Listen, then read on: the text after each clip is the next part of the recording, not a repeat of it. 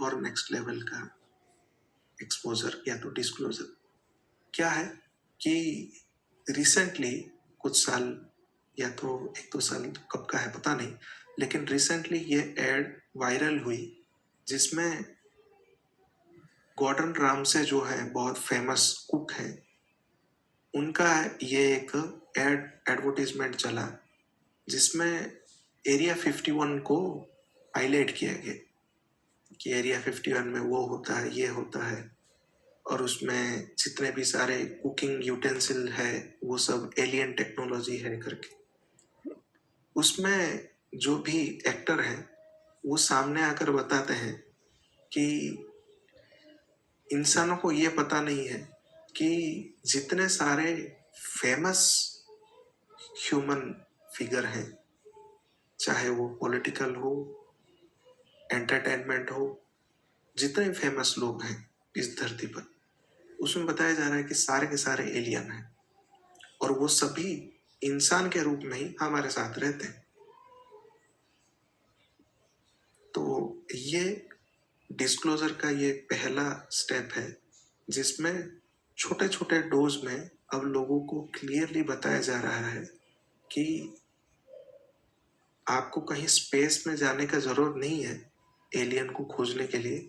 वो सभी safe shifter जो है, मतलब खुद को बदल सकते हैं ऐसे रूप में, इंसान के रूप में ही हमारे बीच में है। नेगेटिव भी है, पॉजिटिव भी है। अब नेक्स्ट और एक का डिस्क्लोजर है कि एक और पर्सन है जो ऐसे ही चीज़ों को एक्सप्लोर करते हैं, एडवेंचरस प्रवृत्ति के हैं।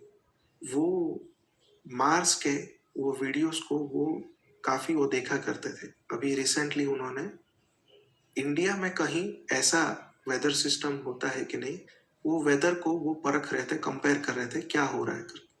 तो क्या पता चला कि जैसा आप सभी को पता है कनाडा है, यूके है, नॉर्वे है, ये रशिया है, ये सभी बहुत ठंडे वाले जगह हैं, यहाँ पे बर्फ बहुत पड़ता है।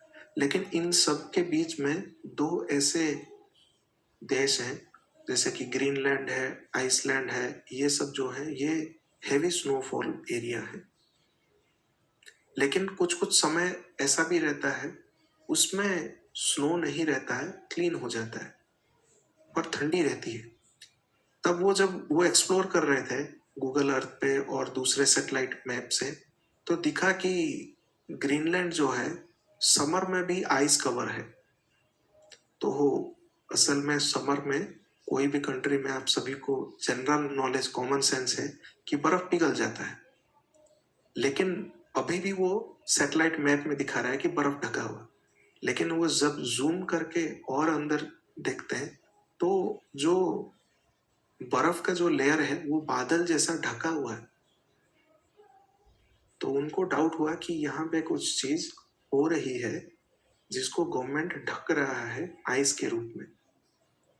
तो दूसरे तीसरे सैटेलाइट इमेजिंग सिस्टम को यूज करके उसको जब जूम किया तो पता चला कि वहां पे जो बर्फ पिघल गई है वो पूरा एरिया जो है वो कहीं ना कहीं नासा का जो इमेजेस आते हैं ये मंगल ग्रह का है बोल के उससे मिलता जुलता है।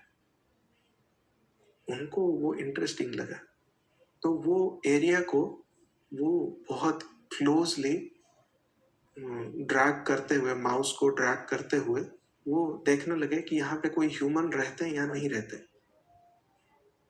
तो क्या पता चला कि वहां पे बहुत सारे बेस कैंप बने हुए हैं, एटीवीज में लोग घूम रहे हैं, और कहीं कहीं पे बड़े बड़े जनरेटर टाइप के, मतलब जो पावर प्रोड्यूस कर सकते हैं वैसे ट्रक्स हैं और गाड़ी है। जब उसको क्लोजली वो जूम करते हैं वो सारे नासा की गाड़ी है। तो उनको वो बहुत इंटरेस्टिंग लगा, और भी जगह जब वो खोज रहे थे या एक्सप्लोर कर रहे थे तब उनको रोवर भी पकड़ा गया जो एग्जैक्टली यहाँ ऊपर इमेज में है, जो नासा के फोटोग्राफ्स लेता रहता।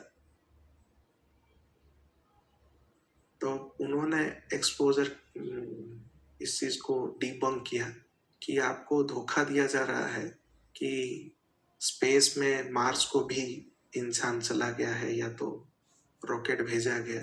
वो असल में आइलैंड का ही एक जगह है जहां पे ये सारा गेम गढ़ा जा रहा है। अब नेक्स्ट और एक डिस्क्लोजर है कि आप सभी को बताया गया कि क्लाइमेट चेंज हो रहा है,